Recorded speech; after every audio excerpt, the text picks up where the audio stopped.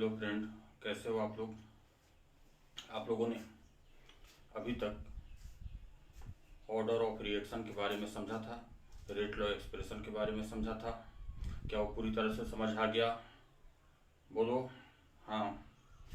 अब देखोगे, अब इससे रिलेटेड हम लोग कुछ क्वेश्चन को सॉल्व करेंगे।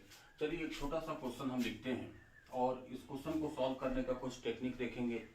बोर्ड में इस क्वेश्चन को कैसे सॉल्व किया जाए, यही क्वेश्चन अगर हमारे एग्जाम में आए तो इस एग्जाम में कैसे देखकर सॉल्व कर सके, इस बारे में हम बात करते हैं। जैसे सपोज कर लीजिए एक क्वेश्चन लिखेंगे आप लोग, if a plus 2b gives product, a plus 2b gives product लिखा। नेक्स्ट लिखोगे if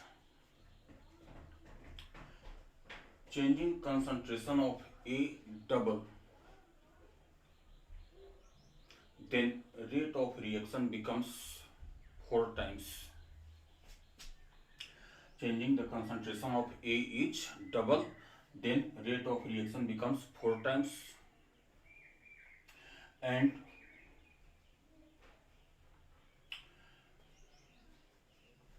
concentration of b becomes triple. Concentration of b becomes triple, then rate of reaction reduced to 1/3 times. 1/3 times. Then write rate law expression. Then write rate law expression and calculate overall order of the reaction. Then write rate law expression. दूसरा question लिखोगे इसमें rate overall order of the reaction. चलिए पहला question है, इस question को हम solve करके दिखाते हैं आप लोगों को। देखोगे हमारा रिएक्शन यही है, a plus 2b gives product. एक बात बताओ ना, हमें ऑर्डर मालूम है क्या? हमने पिछले क्लास में आप लोगों को बताया था, क्या बताया था कि किसी भी रिएक्शन को देखकर हम उसके ऑर्डर को नहीं बता सकते। ऑर्डर के बारे में हमें बताए थे कि ऑर्डर एक एक्सपेरिमेंटल क्वांटिटी है, ऑर्डर के बारे में बिल्कुल भी नहीं बता सकते हम। क्या इस रिएक्शन को देखकर ऑर्डर बता सकते हो? कहो नहीं। उसके बाद देखो, ऑर्डर नहीं बता सकते, हम सपोज कर लेते हैं कि R is equal to rate constant into a to the power a के रिस्पेक्ट में ऑर्डर सपोज कर लिया हमने x, तो b के रिस्पेक्ट में ऑर्डर सपोज कर लो कितना, y। समझ आ गया बात है? बस कभी भी इस टाइप का कोई भी क्वेश्चन आए, आप हमेशा सपोज कर लेना। यहाँ पे सपोज कर लेते हैं हम लोग, let r is equal to k a to the power x b to the power y, मतलब a के रिस्पेक्ट में ऑर्डर x और b के रिस्पेक्ट में ऑर्डर y। अब देखिए फ्रॉम क्वेश्चन के अकॉर्डिंग बताइए, अगर A का कंसंट्रेशन डबल हुआ है तो रेट कितना हो गया है, 4 टाइम्स। बोलिए समझ आ रहा है? तो लिख देते हैं R के प्लेस पे अब क्या लिखेंगे, 4R इज इक्वल टू के इंटू कंसंट्रेशन ऑफ A। अब नहीं होगा, अब क्या होगा, 2A होगा टू द पावर X और concentration of B to the power Y। अब देखिए फिर क्वेश्चन बोला कि अगर B का कंसंट्रेशन ट्रिपल हो जाए तो रेट ऑफ रिएक्शन 1/3 हो जाता है। मतलब देखोगे अब यहाँ पे क्या बात होगा, R/3 इज इक्वल टू के into concentration of A to the power X B to the power Y। लेकिन अब इसका कंसंट्रेशन कितना हो गया, 3 टाइम्स इंक्रीज कर गया है। यही बात ना। अब देखिए हम लोगों को 3 इक्वेशन मालूम हुआ, 1 2 और 3। इस 3 इक्वेशन के बेसिस पे हम लोगों को x और y का वैल्यू निकालना है, बहुत आसानी से निकाल सकते हैं। तो देखिए आप सबसे पहला 2/1 कर दीजिए, आप यहाँ पे 2/1 कीजिए, 4R/R कितना हो गया, R। 4R/R is equal to K cancel, a to the power x A to the power X cancel, B to the power Y, B to the power Y cancel, बचा कितना यहाँ पे 2 to the power X, R भी cancel. This imply 2 to the power x is equal to 4 is equal to 2 square. It means x is equal to कितना हो गया 2 हो गया। मतलब order with respect to a कितना निकल गया 2 निकल गया। अब हम लोगों को क्या बात करना है, अब ऐसा कर दो 3/1 कर दो। और देखोगे डिवीजन करने में स्टूडेंट एक बात का कंफ्यूजन हो जाता है, इसको और इसको डिवीजन करोगे तो x भी बचा रहेगा y भी बचा रहेगा, मतलब a भी बचा रहेगा और y भी बचा, b भी बचा रहेगा। तो हम लोग को डिवीजन ऐसे करना है कि देखोगे जो चाहिए वही केवल बचा रहे हमारे पास। नहीं समझे बात को?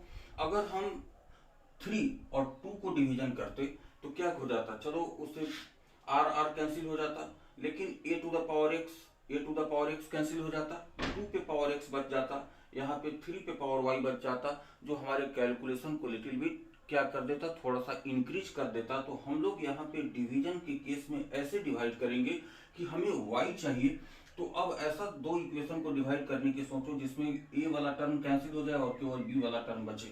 तो देखिए इसीलिए हमने 3/1 किया।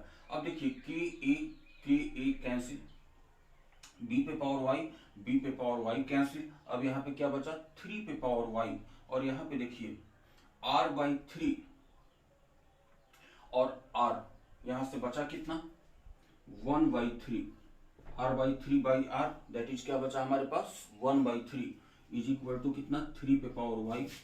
इट मीन्स 3 पे power y is equal to 3 पे power -1। This imply y is equal to कितना हो गया -1। मतलब यहां से क्या समझा आपने, देखिए यहां से क्या समझा आपने, a के रिस्पेक्ट में ऑर्डर कितना हो गया 2, लेकिन b के रिस्पेक्ट में ऑर्डर कितना हो गया -1। क्या क्लियर? अब देखिए यहां से सबसे पहला क्वेश्चन हम लोगों से यही बोला है ना, write rate law expression r is equal to क्या लिख देंगे k a to the power बोलेंगे 2 और b टू द पावर कितना -1। दूसरा क्वेश्चन क्या बोला है ओवरऑल ऑर्डर, तो ओवरऑल ऑर्डर कितना हो जाएगा 2 - 1 दैट इज कितना 1। ये बात समझा कि नहीं? इस बात को ऐसे समझो, ओवरऑल ऑर्डर मतलब 2 + -1 दैट इज कितना हो गया 1। इस रिएक्शन का ऑर्डर कितना हो गया 1 और रेट लॉ एक्सप्रेशन ही हो गया। तो चलो अगर एक क्वेश्चन बोर्ड में आता है तो बोर्ड में इस क्वेश्चन को ऐसे सॉल्व करेंगे हम लोग, लेकिन यही क्वेश्चन हमारे पास जेईई मेन में पूछते, नीट में पूछते, तो इस क्वेश्चन को कैसे देखकर सॉल्व किया जा सकता है, विद इन 4 to 5 सेकेंड कैसे सॉल्व किया जा सकता है, उस मेथड को देखते हैं। इस मेथड को देखते हैं हम लोग, लिख लिया होगा आप लोगों ने इसे। चलिए इसको मिटाते हैं।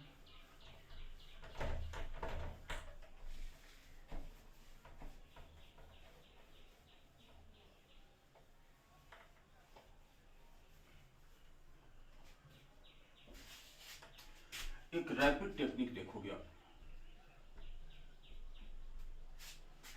देखोगे चेंज इन रेट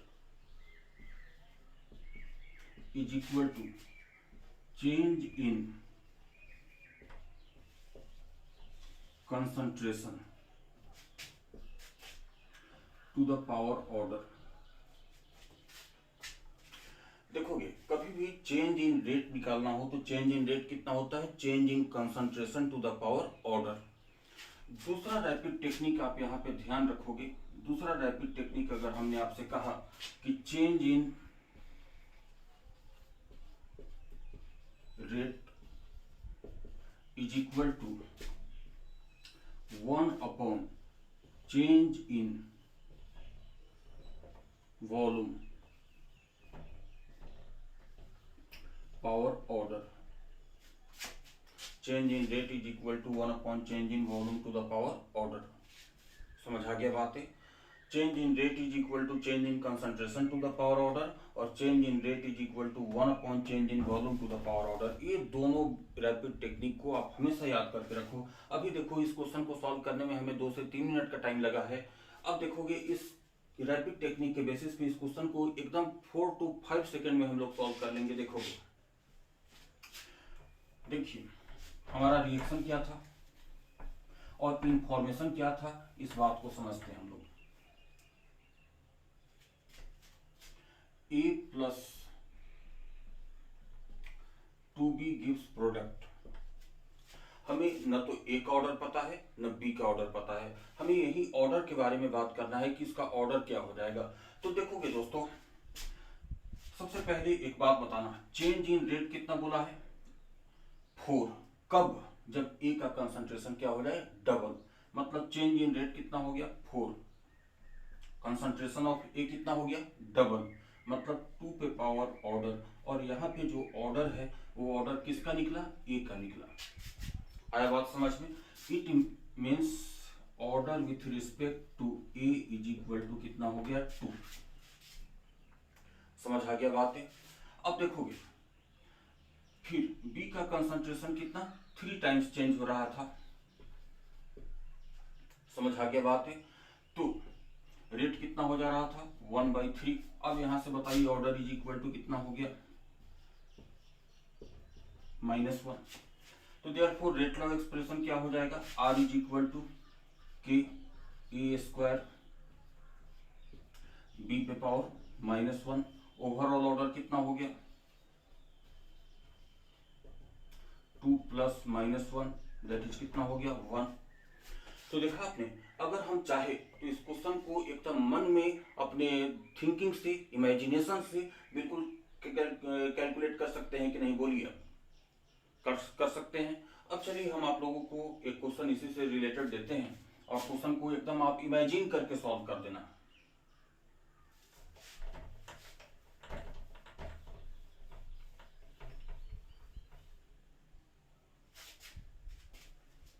इफ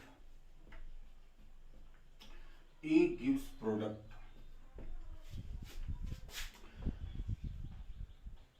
लिखोगे क्वेश्चन कि if rate of reaction becomes 4 times, rate of reaction becomes 4 times when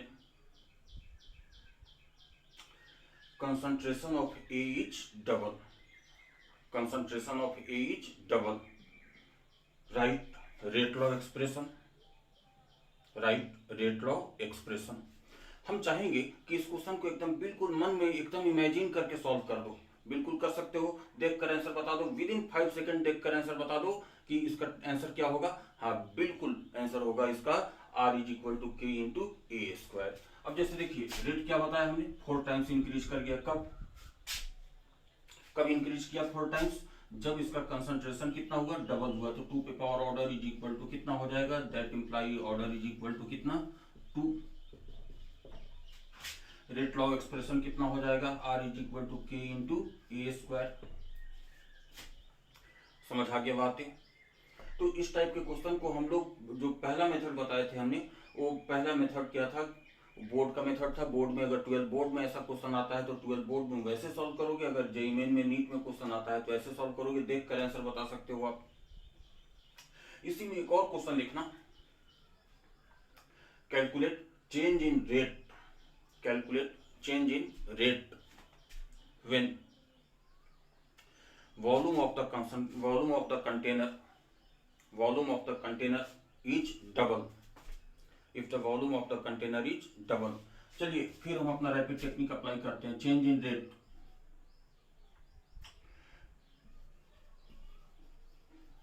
change in rate, volume of the container कितना कहा हमने डबल हो गया, तो 1/2 पे पावर ऑर्डर कितना 2, दैट इज कितना हो गया 1/4।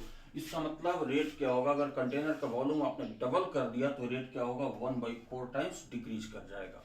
आया बात समझ में? तो इस टाइप का क्वेश्चन जेईई मेन में और नीट में पूछा जाता है, जिसको हम लोग देख कर आंसर बता सकते हैं। अब इस पे ज्यादा प्रॉब्लम प्रैक्टिस आप लोग असाइनमेंट के थ्रू कर लोगे, असाइनमेंट हमने लिंक में डाल दिया हुआ है, उस असाइनमेंट के थ्रू करोगे तो एक क्वेश्चन आप लोगों को समझ आ गया। चलिए बहुत बढ़िया।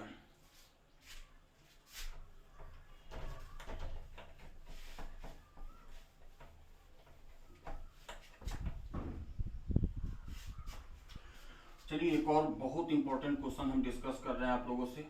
ये नीट में आया हुआ क्वेश्चन है कि if 2N2O5 gives 4NO2 plus O2. 2N2O5 gives 4NO2 plus O2 and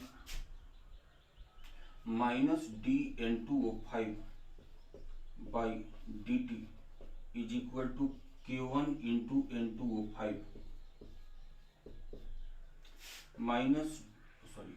plus dNO2 by dt is equal to K2 into N2O5.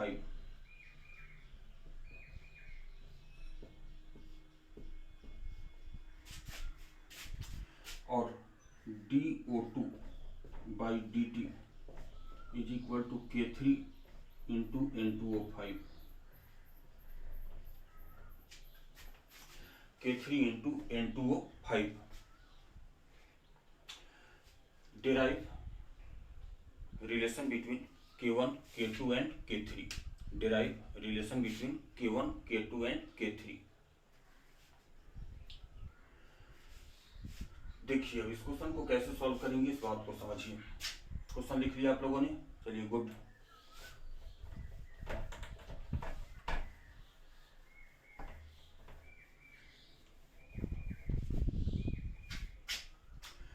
देखिए हमारा रिलेशन यही है, 2N2O5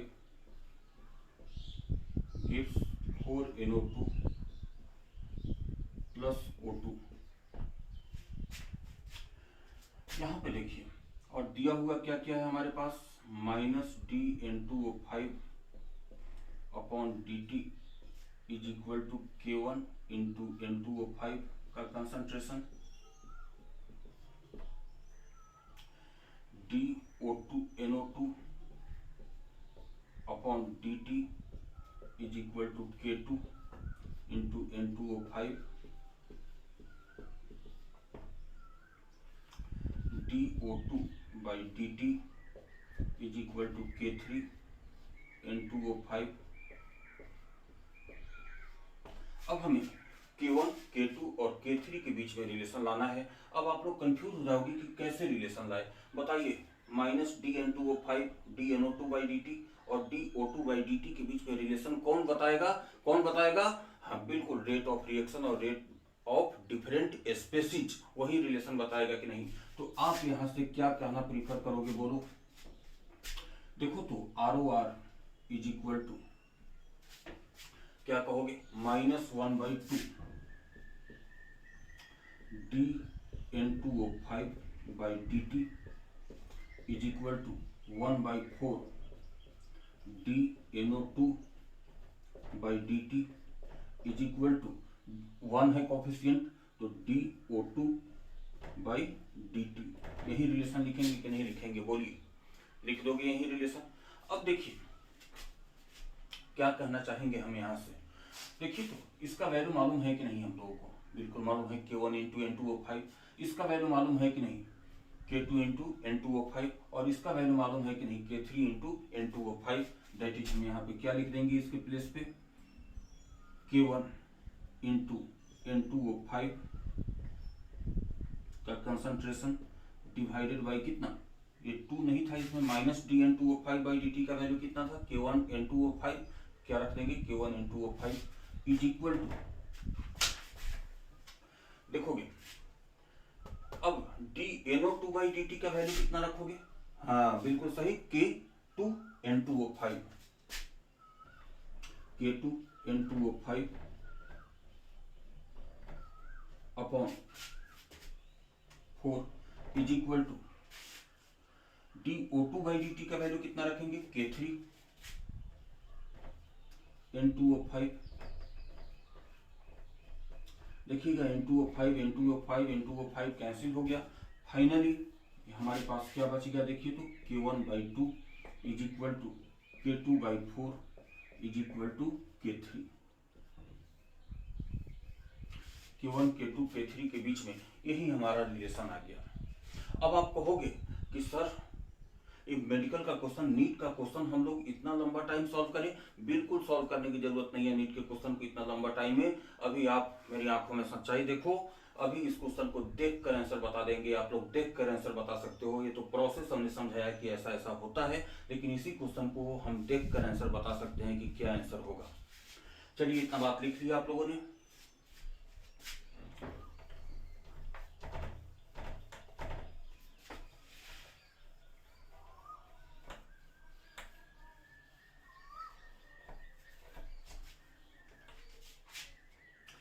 चलिए अब रैपिड टेक्निक अप्लाई करें हम अपना इस क्वेश्चन में।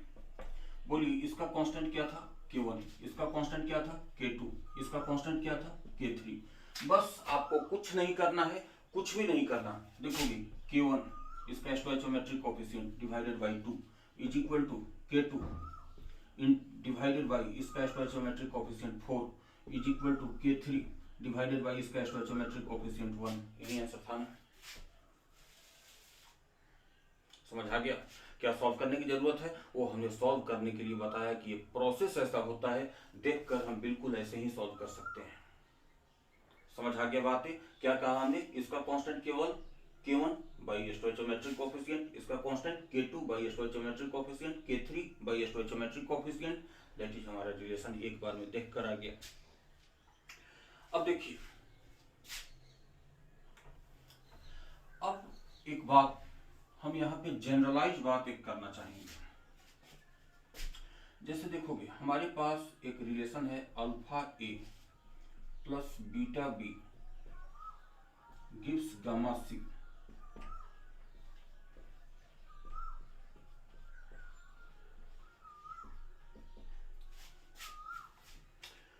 देखिएगा, सबसे पहले अगर हम आप लोगों से एक बात कहें, यहाँ पे जनरलाइज रिजल्ट क्या होगा, तो ए के कांस्टेंट को हम लोग क्या बोल देते हैं K A upon alpha is equal to B का कांस्टेंट कितना बोलोगे तब के बी, बिल्कुल सही, डिवाइडेड बाई कितना beta is equal to K C by gamma is equal to rate constant K. यही हमारा जनरलाइज रिजल्ट होता है। क्या जनरलाइज रिजल्ट होता है? कभी भी किसी रिएक्शन में कोई पर्टिकुलर स्पेसीज है ए बी और सी, तो इसका कांस्टेंट कितना, रेट कांस्टेंट, ए का पर्टिकुलर रेट कांस्टेंट कितना के ए बाई उसका स्टोइचोमेट्रिक कोएफिशिएंट अल्फा, बी का के बी बाई बीटा, सी का K C by gamma is equal to rate constant K. आया बात समझ में? अब जनरली स्टूडेंट को ये बात नहीं समझ आता कि सर हम लोग रेट कांस्टेंट तो जानते हैं, रेट कांस्टेंट तो आपने बताया था, लेकिन एक के के बारे में, केबी के बारे में और केसी के बारे में आपने कभी नहीं बताया। ये है क्या, ये कैसे आता है, किसी बुक में नहीं लिखा हुआ है। तो चलिए हम इस बात को क्लियर करते हैं कि आखिर ये कैसे आ जाता है। इस बात को समझने की कोशिश करना। प्रीवियस क्लास को इमेजिन करो, याद करो। देखो दोस्तों, प्रीवियस क्लास में हमने बताया था कि R is directly proportional to, इस ए का कोई ऑर्डर होगा A to the power X होगा। आया बात समझ में? आर डायरेक्टली प्रोपोर्शनल टू कितना, A to the power X, R directly proportional to B to the power Y, R proportional to C to the power Z. अब कहोगे sir ये क्या बात कर रहे हो? तो हमने कहा, आप लोग एक बात याद करोगे कि हमने कहा कि हमारे 12th स्टैंडर्ड में, 12th के सिलेबस में जो रेट डिपेंड करता है वो कंसंट्रेशन ऑफ रिएक्टेंट पे डिपेंड करता है, लेकिन ऐसा कोई जरूरी नहीं है कि बहुत सारे रिएक्शन में कंसंट्रेशन ऑफ प्रोडक्ट पे भी डिपेंड करता है, कंसंट्रेशन ऑफ कैटलिस्ट पे भी डिपेंड करता है। हमने मान लिया कि सी के किस पावर पे डिपेंड करता है, जेड पावर पे डिपेंड करता है। अब देखिए, अगर हम रेट को यहाँ पे डिफाइन करना चाहे तो R इज इक्वल टू कितना होगा, सभी को असेंबल करोगे तो R is directly proportional to कितना होगा, a to the power x b to the power y। ऐसा इसको छोड़कर चलते हैं अभी। तो इस साइन को खत्म करोगे तो यहाँ पे क्या आएगा, रेट कांस्टेंट आएगा कि नहीं, k। इसी का नाम हमने क्या कहा था, रेट कांस्टेंट। लेकिन यहाँ पे बताइए R इज इक्वल टू, यहाँ पे प्रोपोर्शनलिटी साइन को खत्म करेंगे तो क्या वो क्या आएगा, मैथमेटिक्स से सोचो। यहाँ असेंबल करने के बाद रेट कांस्टेंट कितना आया, यहाँ पे जो कांस्टेंट आया कितना आया, के। और अगर हम यहाँ पे बात करें तो क्या हमारा कांस्टेंट के ही आएगा, नहीं आएगा के, क्या आएगा सपोज कर लेते हैं कि कोई दूसरा कांस्टेंट आएगा, ए के रिस्पेक्ट में बात करते हैं तो K concentration of A to the power कितना x। तो देखिए तो के आया कि नहीं, ए के लिए क्या टर्म यूज हुआ के ए।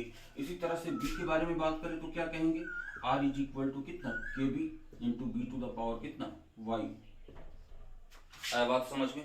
इसी तरह से अगर हम सी के बारे में बात करें तो क्या कहेंगे, are is equal to K C C to the power कितना जेड। तो देखिए तो ए का कांस्टेंट के आया, बी का कांस्टेंट के बी आया, सी का कांस्टेंट के सी आया। कब, जब हम इसके प्रोपोर्शनलिटी साइन को खत्म करते हैं। यहाँ पे के बी और के सी क्या होगा, डिफरेंट होगा। तो डिफरेंट होगा तो के बी और के सी और के बीच में कोई ना कोई रिलेशन होगा कि नहीं। क्या रिलेशन होगा, हमने क्या बताया दोस्तों, क्या बताया, K upon stoichiometric coefficient is equal to K B upon stoichiometric coefficient is equal to K C upon their stoichiometric coefficient. ये हमारा जनरलाइज रिजल्ट हो जाता है। दैट इज क्या हो जाएगा यहाँ पे, बोलिए K upon alpha is equal to, अभी हमने बताया भी इस बात को, K B upon beta is equal to K C upon gamma is equal to rate constant कितना के। समझ आ गया बातें, यही हमारा जनरलाइज रिजल्ट है। मिटा दे, चलिए गुड। अब आप लोगों को बिल्कुल समझ आ गया होगा कि आखिर रेट कांस्टेंट डिफरेंट स्पेसीज का और रेट कांस्टेंट अलग अलग क्यों आता है। अब चलिए हम आपके पास एक इक्वेशन लिखते हैं, 2a plus 3b gives 5c। इसमें 2a plus 3b gives 5c। Suppose कर लीजिए ए का कांस्टेंट k1 है, बी का कांस्टेंट k2 है, सी का कांस्टेंट k3 है और रेट कांस्टेंट हमारा k है। तो बताइए क्या रिलेशन हो जाएगा, बोलो देखकर भाई। k1 अपॉन 2 सही, k2 upon 3 is equal to k3 upon 5 is equal to क्या k।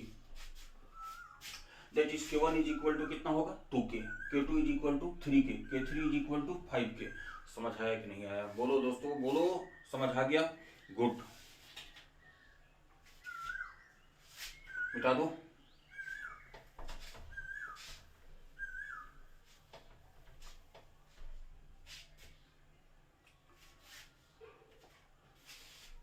ये रहा हमारा ऑर्डर ऑफ रिएक्शन, ठीक है।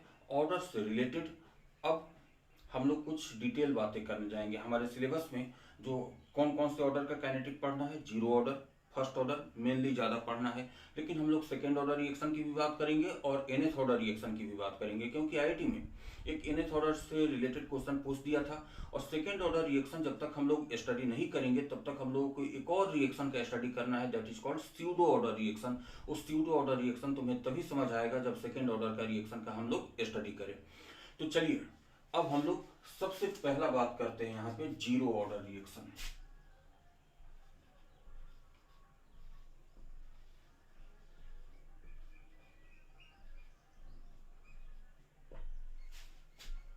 Zero order reaction. अब चलिए जीरो ऑर्डर रिएक्शन के बारे में हम लोगों को बात करना है। जीरो ऑर्डर रिएक्शन क्या होता है, सपोज कर लोगे कि आपके पास एक रिएक्शन है ए गिव्स बी, ठीक। क्या रिएक्शन है, ए गिव्स बी। इस रिएक्शन से पहले जीरो ऑर्डर रिएक्शन है, इस रिएक्शन से पहले आप इसका डेफिनेशन लिखोगे कि if rate of reaction depend upon zero power of concentration is called zero order reaction. If rate of reaction depend upon zero power of concentration is called zero order reaction.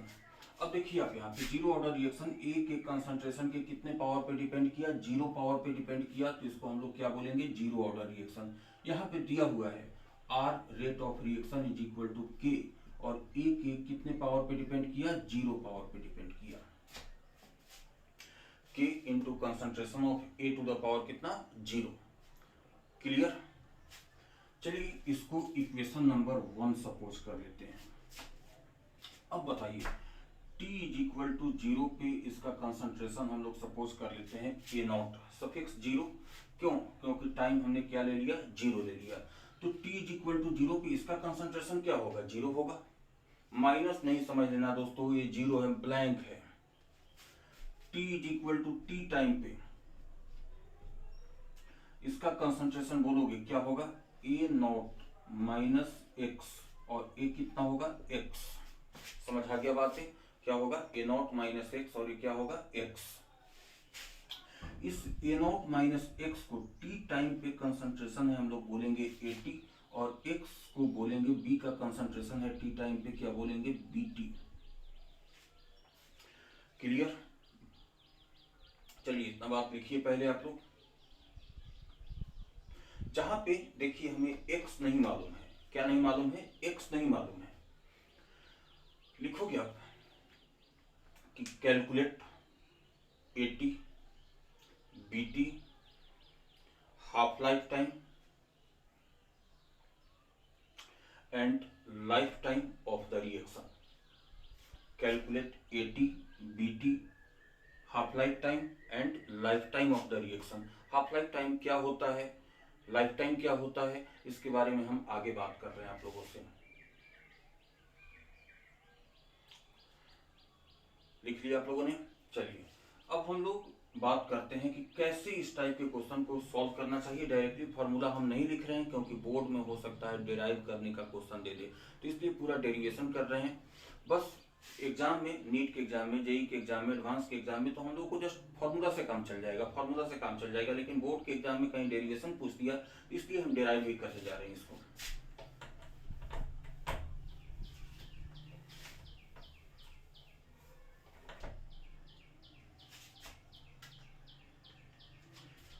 बोलेंगे हमारा relation क्या था, reaction A gives B और R is equal to क्या था, K concentration of A to the power 0, that is कितना था K, ये 1। T is equal to 0 time पे इसका concentration A naught 0, T is equal to T time पे concentration A not minus X और इसका कंसंट्रेशन एक्स। इसी को हमने ए नॉट माइनस एक्स को ए टी बोल दिया और एक्स को क्या बोल दिया, बी टी बोल दिया। डिवीजन मत समझना मेरे भाई।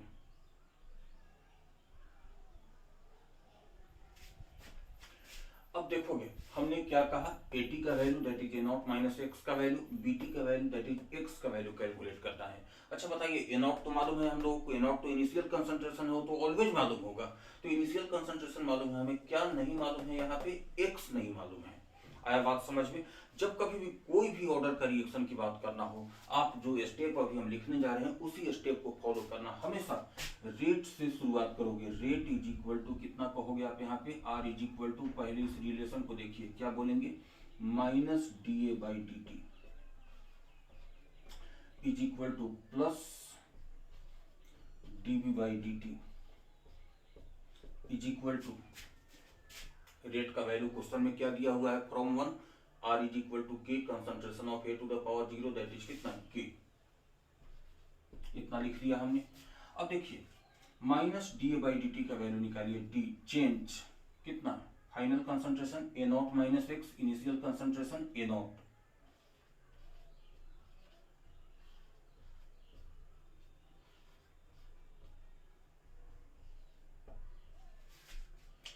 आया बात समझ में। ए नॉट कैंसिल हो गया।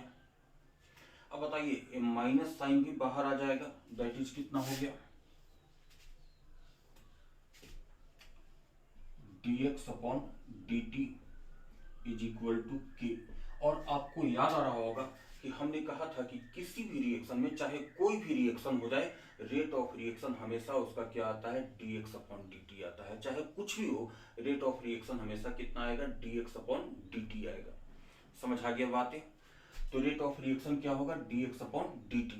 हम लोगों को लाना क्या है, x लाना है। dx से x आएगा कैसे, बिल्कुल सही समझा आपने, इंटीग्रेट करने से। आप हमेशा, हमने कहा कि कोई भी रिएक्शन हो, चाहे किसी भी ऑर्डर का रिएक्शन हो, आप एक स्टेप लिखो, उसके बाद r इज इक्वल टू, जो भी यहाँ पे हमारा रूल है, यहाँ पे स्टोइचोमेट्रिक कोएफिशिएंट 1 लिया था हमने, 1 लिया था तो minus D A by D T plus D B by D T हो गया, इज इक्वल टू के हो गया। इसमें minus D A by D T को सिंप्लीफाई कर दीजिए, change in concentration A not minus X minus A not by D T is equal to K. यहाँ से फाइनली क्या हो गया, dx अपॉन dt हो गया और इज इक्वल टू के हो गया। अब आप यहाँ से बताइए क्या कहना चाहेंगे, dx इज इक्वल टू कितना हो जाएगा, k dt हो जाएगा कि नहीं, dx is equal to k dt। अब आप यहाँ पे dx से x लाना है, मतलब क्या करना पड़ेगा, हम लोगों को इंटीग्रेट करना पड़ेगा। तो बोलिए dx और dt, k dt इंटीग्रेशन अगर इधर करेंगे तो इधर भी करना होगा। अब यहाँ पे बात करना पड़ेगा हम लोगों को लिमिट की। t का मिनिमम वैल्यू बताइए 0, t का मिनिमम वैल्यू 0। तो अब बताइए t का मिनिमम वैल्यू 0 है तो x का मिनिमम वैल्यू क्या है, यहाँ पे x कुछ भी नहीं है, मतलब a नॉट माइनस 0 है, तो x का वैल्यू कितना लिख लेंगे, 0। चलिए वेरी गुड। t का मैक्सिमम वैल्यू कितना है, t, तो x का मैक्सिमम वैल्यू कितना है बोलिए, देखिएगा आप यहाँ पे x कितना है, x। अब देखिए आप यहां से फाइनली dx का इंटीग्रेशन कितना होगा, x, और कहां से कहां तक, 0 to x is equal to k, बाहर आ जाएगा। dt का इंटीग्रेशन कितना होगा, t, कहां से कहां तक, 0 टू t। अब बताइए आप यहां से x इज इक्वल टू कितना, अब इस लिमिट को पुट कीजिए, x के प्लेस पे x माइनस x के प्लेस पे 0 is equal to k, t के प्लेस पे t और minus 0, that is x is equal to कितना आ गया हमारे पास, kt आ गया। x इज इक्वल टू कितना आ गया, kt आ गया। चलिए x is equal to kt आ गया ना। अब यही x की तो चाहत थी, हमें बोलोगे इसी x की चाहत थी ना, है ना, यही x लाना था हम लोगों को। अब आप यहाँ पे देखोगे यही x लाना था, तो देयरफॉर अब हम आप लोगों से बात करें कि at इज इक्वल टू कितना लिखा है आप लोगों ने, a नॉट माइनस x, यही लिखा है ना, at इज इक्वल टू कितना लिखा है, a नॉट माइनस x। अब बताइए आप इसी at को कितना लिखोगे, a नॉट माइनस x का वैल्यू kt, ये दूसरा इक्वेशन लिखिए आप। अब बताइए bt इज इक्वल टू कितना लिखेंगे आप लोग, x इज इक्वल टू कितना, kt, ये तीसरा इक्वेशन लिखिए। हम लोगों का 2 पार्ट कंप्लीट हुआ। क्या क्या बोला हमने कि at का वैल्यू निकालना था, bt का वैल्यू निकालना था। अब देखिए यहीं पे एक बात समझ लेना, एक कंसंट्रेशन के टर्म में हम लोगों ने निकाला है। अगर यही गैसियस फेज का रिएक्शन होता तो क्या होता, प्रेशर के फॉर्म में होता, और प्रेशर के फॉर्म में होता तो क्या लिखते हम लोग, pt is equal to P not minus K T. क्या लिखते, pt is equal to P not minus K T. समझ आ गया बात है, क्या लिखते, pt is equal to P not minus K T. ये बात ध्यान रखना हम। चलिए लिख भी देते हैं, फॉर गैसियस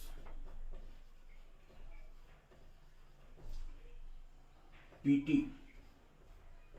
टाइम t पे pressure is equal to initial pressure minus k into T, जहां पे k क्या है, रेट कांस्टेंट है 0 ऑर्डर का। क्लियर हो गया इतना बात। अब देखिए मिटाते इसको,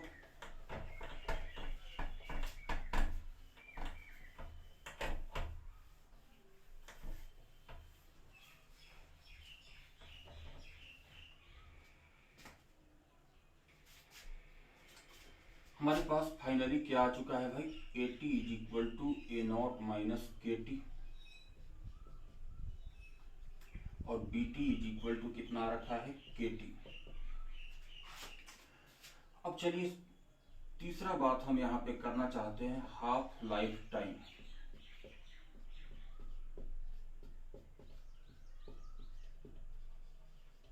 शॉर्ट फॉर्म में इसको लिखेंगे हम लोग HLT, half life time HLT।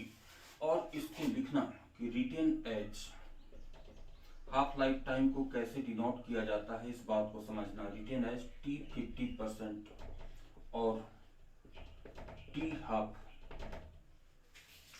T 50% और T हाफ। चलिए अब यहाँ पे बात करते हैं हम लोग कि हाफ लाइफ टाइम, इसका मतलब क्या समझा आपने। हमने बोला कि मेरा हाफ लाइफ टाइम हो गया, इसका मतलब क्या समझा आपने, मतलब ये हुआ कि मेरा आधा जिंदगी खत्म हो गया। अब हम किसी रिएक्शन के बारे में बात करें कि किसी रिएक्शन का हाफ लाइफ टाइम का मतलब क्या हो गया कि रिएक्टेंट 50% खत्म हो गया, मतलब बचा कितना है, 50%। भाई 50% खत्म हो गया, इस बात को कैसे कहेंगे हम लोग, बचा कितना है, 50%। समझ आ गया बात है। तो रिएक्टेंट यहाँ पे 50% खत्म हो गया, इट मीन्स 50% बचा हुआ है। आपने इनिशियल रिएक्टेंट लिया कितना था, ए नॉट, खत्म कितना हुआ, ए नॉट बाई 2, बचा कितना, ए नॉट बाई 2। क्लियर।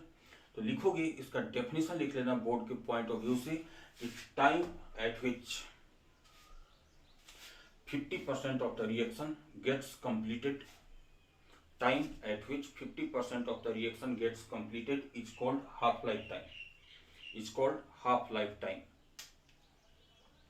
मतलब at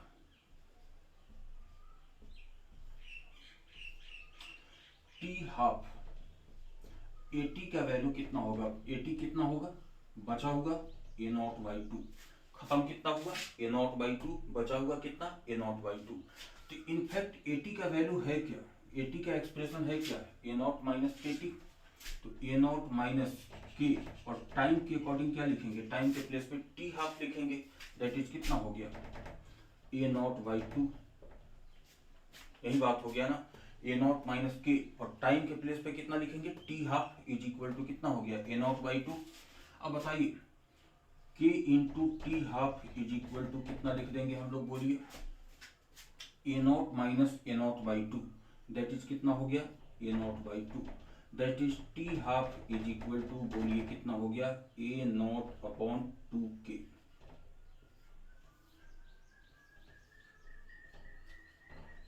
चौथा रिलेशन आया आपके पास, T half is equal to कितना हो गया, ए नॉट अपॉन 2 के।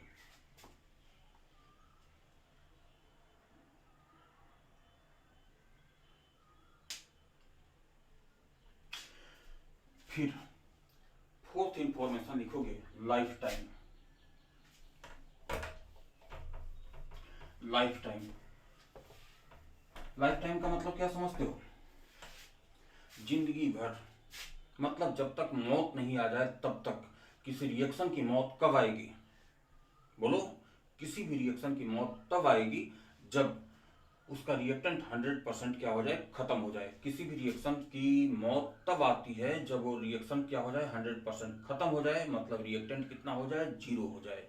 बोलिए समझ आया बात है। कोई भी रिएक्शन का लाइफ टाइम का मतलब क्या हो गया कि वो रिएक्टेंट क्या हो जाए, 0 हो जाए। तो लिखोगे, time eight which 100% of the reaction gets completed, time at which 100% of the reaction get completed, written as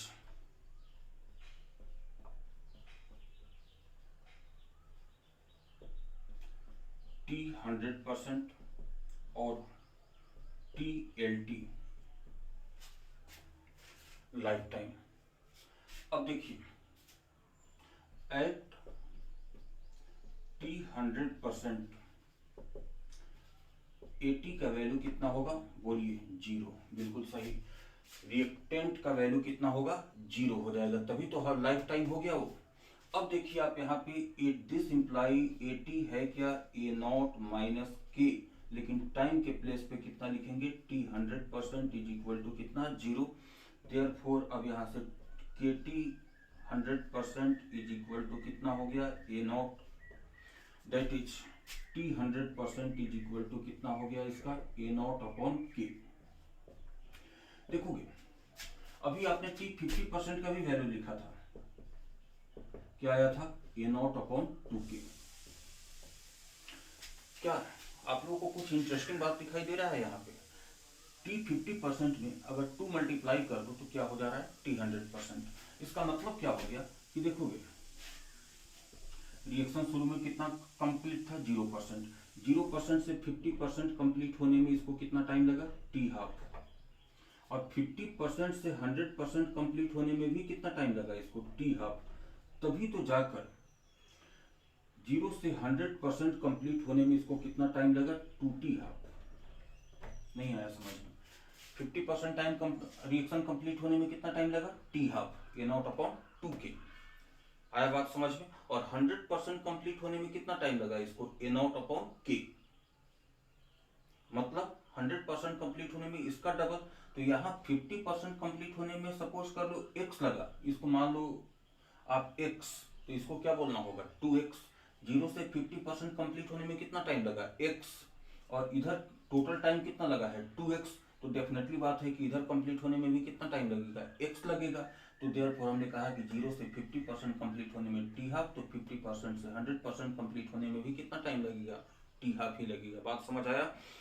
0 से 50% कंप्लीट होने में t हाफ लगा, तो 50% से 100% कंप्लीट होने में भी कितना टाइम लगेगा, t हाफ लगेगा। टोटल रिएक्शन कंप्लीट होने में कितना टाइम लगेगा, 2t हाफ। तो t 100% का वैल्यू भी आप लोगों को समझ आ गया, A0/K। अब एक और टर्म हम लोग याद करेंगे, डिग्री ऑफ डिसोसिएशन। कहां पढ़ा था, इक्विलिब्रियम में। बिल्कुल, डिग्री ऑफ डिसोसिएशन।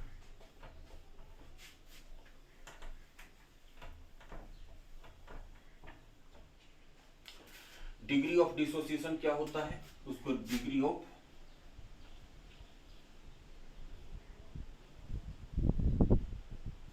डिसोसिएशन